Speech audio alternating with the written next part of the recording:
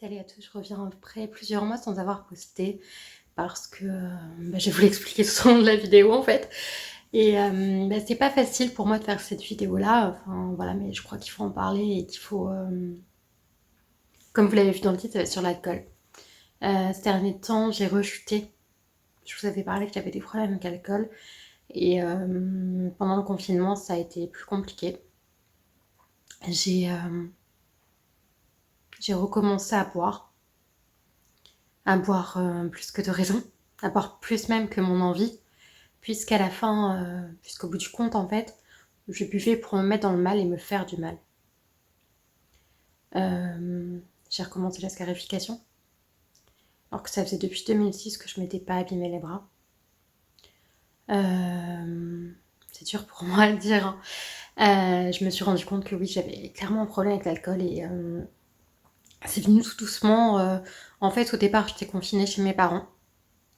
Et quand j'en suis partie parce que mon père ayant un cancer, il n'avait pas trop le moral et je pensais que j'étais un poids pour lui.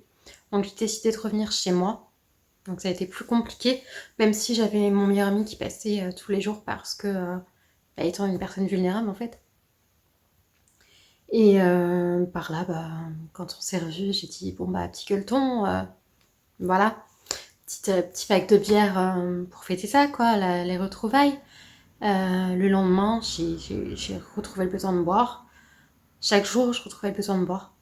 Je comprends pas réellement ce qui me pousse à boire.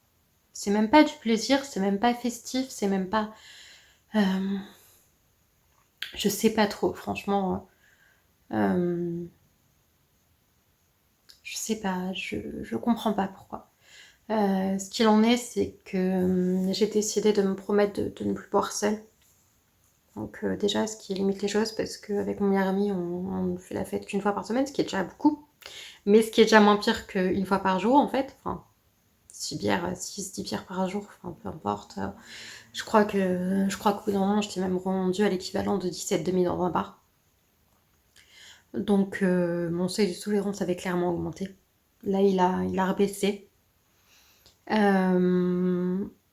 pas évident de faire cette vidéo-là parce que je comprends même pas moi-même.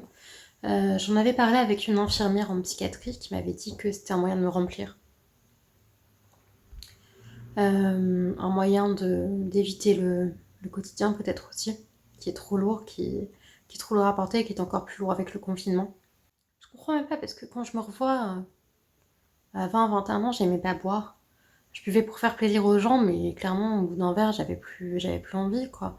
Je me rappelle même une soirée où j'avais bu 4 verres de rhum, mais c'était des petits verres de rhum. Au bout de 4 verres, je suis allée vomir parce que j'étais pas bien, je me suis endormie après quoi. Pourtant, j'ai l'impression que j'ai toujours entretenu un rapport malsain avec l'alcool pour éviter la réalité, en fait, tout simplement. Pour, euh, pour me trouver mieux que je ne suis, ce qui est sans doute en lien avec la maladie.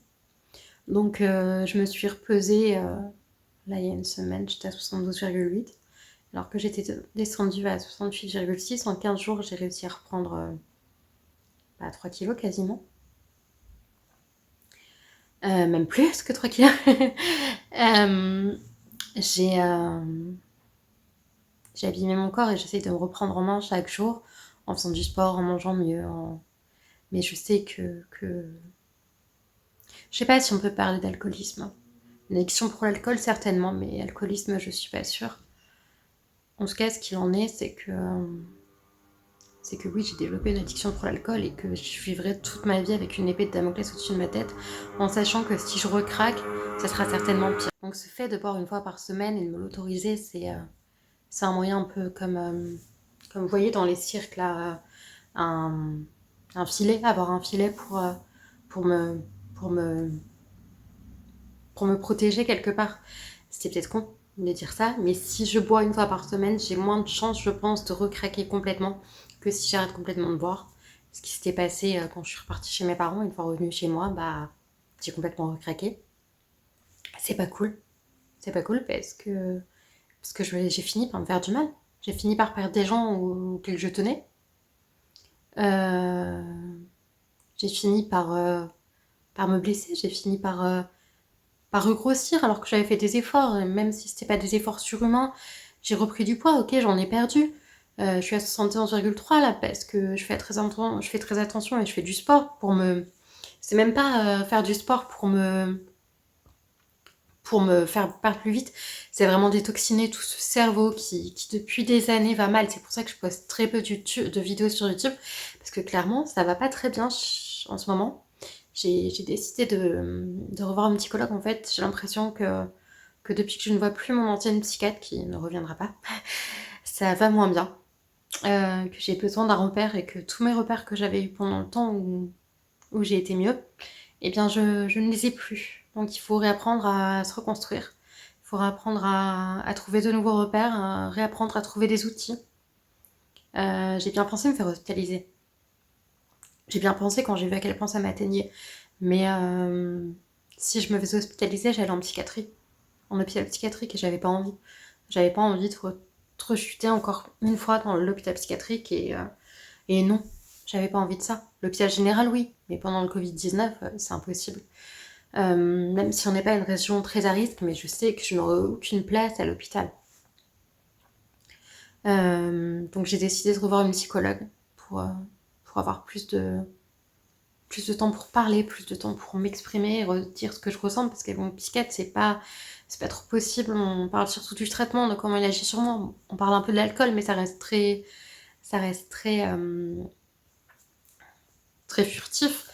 Je le vois une fois tous les 3 mois, c'est pas assez. Je m'étais laissé tomber, je recommence à me reprendre en main, mais je vois que c'est encore dur. Et quand je vois que d'en parler c'est dur, bah je me rends compte que le chemin il est pas terminé quoi. Euh, je sais pas comment je suis tombée dans l'alcool honnêtement. Je me souviens juste qu'avec mon ex un jour, bah avant je buvais un passoa à l'apéro, ce qui est un alcool doux, voilà. C'est quelqu'un qui aimait beaucoup prendre l'apéro. Pas mon ex, pas mon meilleur ami, mon ex, hein, mais mon meilleur ami, enfin mon ex d'avant en fait. Et, euh, et lui il buvait beaucoup de bière et moi j'en buvais pas. Et un jour je me dis bah si j'aime bien la bière finalement, parce que je sais pas, je devais m'ennuyer, c'est sûrement pour combler l'ennui, sûrement. Là encore au jour d'aujourd'hui, je suis obligée de boire dans une maison de jarre du Coca Zéro pour avoir un filet encore une fois. Pour pas craquer pour de la bière. Euh, c'est pas grave. C'est pas grave de boire du Coca Zéro, c'est moins pire que de la bière, c'est clair.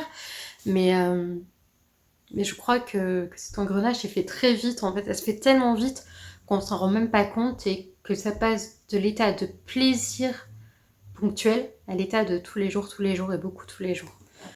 C'est pas cool. Et surtout qu'on a des terrains très, très glissants à ce niveau-là dans la famille. Donc je savais, dès que j'ai commencé à ressentir des besoins d'alcool, que j'avais ce penchant alcoolique en fait. Et comme le disait mon infirmier psychiatrique, c'est un penchant alcoolique, mais c'est pas de l'alcoolisme. Mais j'ai buvais beaucoup moins à l'époque où je le voyais. euh, j'ai décidé de me reprendre en main et de plus boire toute seule. En fait, il faut savoir que ma maladie s'exprime comme un grand vide. Et donc du coup, bah, dès que ce vide n'est pas comblé, je me sens pas bien. Mais si je le comble mal, par exemple par l'alcool ou par les bonbons, si je le comble par l'alcool, bah je me sens encore plus mal en fait. Parce que clairement, j'ai pas les bras que j'ai pour recommencer à faire pire derrière. Euh, Ces cicatrices que j'ai sur les bras, elles me suivront toute ma vie, elles me rappelleront par ce par quoi je suis passée toute ma vie. Et c'est peut-être ces cicatrices justement qui m'aident à me dire ah non, mais là ça va pas, il faut agir. J'ai encore cette force-là de me dire il faut agir, donc tant mieux. Je suis pas toute nue, hein, je vous rassure. J'ai peut-être encore cette force-là de me dire il faut agir, mais mais il y a des moments où je sais même plus comment agir. Tellement j'ai perdu mes repères, tellement même, honnêtement, j'ai plus trop foi en ma vie. Je vais avoir 35 ans bientôt, pendant quelques mois. Et j'ai rien fait de ma vie. J'ai rien fait de ma vie. Strictement rien. Je vois mon neveu qui a 18 ans. J'avais 15 ans quand il est né, j'étais pleine d'espoir pour mon futur. Et il a le permis, il a une copine, il a un travail. Et moi, j'ai rien de tout ça. Moi, j'ai rien de tout ça. Et je sais même pas ce que j'ai mon appartement, mais qui ne m'appartient même pas. Si le propriétaire décide de me virer demain, il peut me virer demain et je n'ai plus rien. Euh, je je n'ai rien. Je n'ai rien construit de ma vie et j'approche de la quarantaine. Et ça me rend mal, ça me rend triste. J'ai ce projet d'entreprise, mais j'avoue que plus le temps passe et moins j'ai foi en ce projet. Peut-être que, peut-être que je laisse tomber trop vite, mais ça fait partie de moi et ça vient de la maladie. Pour vous rappeler, je suis schizophrène. Je pense même pas que je sois schizophrène en fait. Je pense qu'il y a une erreur sur le diagnostic. Je pense plutôt que je suis une personnalité évitante qui évite toute prise de risque. C'est pour ça que j'ai toujours besoin de filer, de me rassurer dans quelque chose qui me fait du bien, mais qui peut finalement faire du mal, car de toute façon, toute addiction peut faire du mal. Hein. J'ai peur de me voir vieillir et de ne rien avoir et de ne plus avoir, ben oui, ça va sûrement arriver, de ne plus avoir mes parents, de ne plus avoir d'amis, parce que j'aurais fait des choses trop mal, de me retrouver complètement seule, ça me fait peur. Ça me fait peur. Et, euh, et j'ai pas envie de penser à ça, mais ça m'obsède en fait. De me retrouver seule, si j'arrive pas à rester seule la journée, c'est parce que j'ai peur de me retrouver seule très longtemps. De, de finir complètement seule en fait. Euh, je sais que je suis pas à plaindre. Je sais qu'il y a bien pire que moi. Euh, je me plains pas, mais j'ai peur. J'ai peur parce que j'ai rien. Il y en a certains qui se raccrochent au travail, il y en a qui se raccrochent à leur conjoint. Mais moi, je n'ai aucun des deux. Il y en a qui, en allant pas bien, iraient faire un tour en voiture. Moi, je peux pas. En ce moment, je peux même pas voir mes parents parce que mon père a son cancer. Mes parents me manquent. Mes parents me manquent énormément.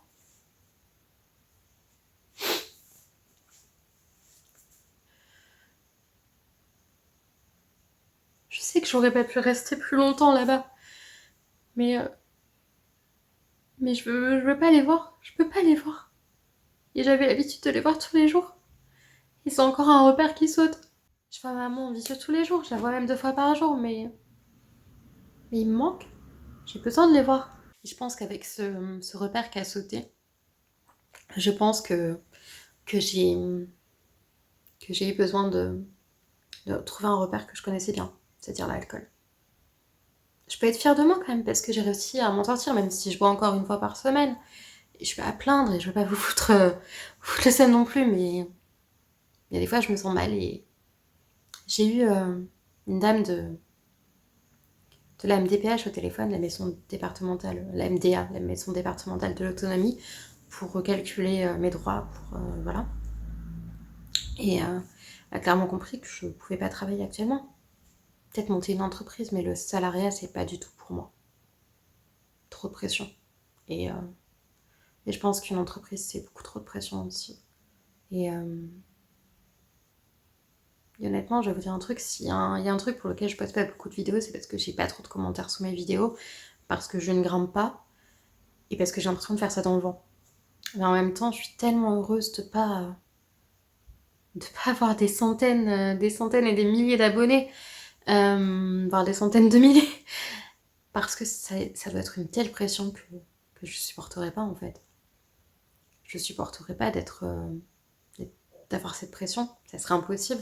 Ça serait pas sain pour moi. Après, il y a sûrement des choses à faire. Je me disais l'autre jour que j'entendais toutes ces personnes qui disaient j'ai pas le temps, j'ai pas le temps. Et moi en fait, tout le temps que je veux, je l'ai.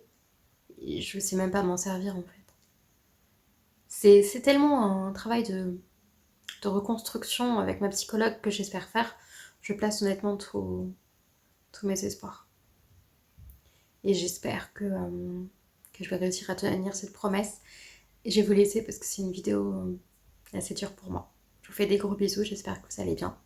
J'espère que cette vidéo vous aura plu malgré tout. Je vous fais des très gros bisous. Ciao.